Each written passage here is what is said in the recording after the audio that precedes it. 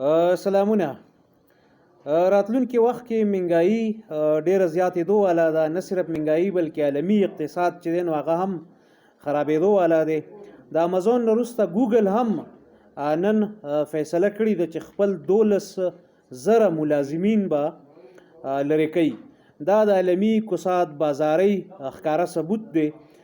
د دنیا لوی کم ټیک کمپنیز چې دي لکه امازون، فیسبوک، ټویټر او دغسې ګوګل او نور د اوسه پورې په ډیجیټل جابس کې تقریبا 40% 40% جابس چې دي نو دا لی آف شوي دي یا کم شوي دي، یا 40% خلک بېروزګاره شوی دی.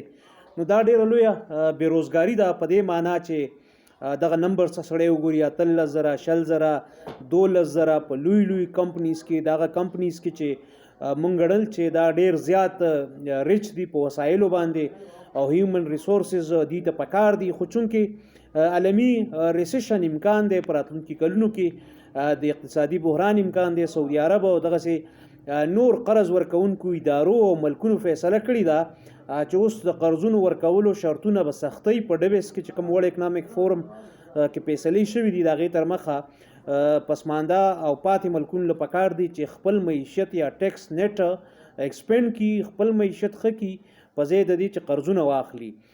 نو خپل معیشت یا د خپل اکانومي او د خپل خزانې د برابرولو دپاره حکومت سره د ټول نه لویه چاره دی چې ټیکسونه ولګوي، او ټیکسونه چې لګي نو هغې سره مهنګایي او بېروزګاري ظاهره خبره ده چې به ورسره راځي. نو په راتلونکي وختونو کې باید موږ نورې سختې مهنګایي او اقتصادي بحران ته ځان تیار کړو. ډیجیټل دنیا کې هم د روزګارونو بلکې په دې کامرس په میدان کې په تیر کال یو نیم کې ډیر زیات کمی لیدل کیږي. 40% اوورال جاب کټس راغلي دي په ډیجیټل مارکیټ کې.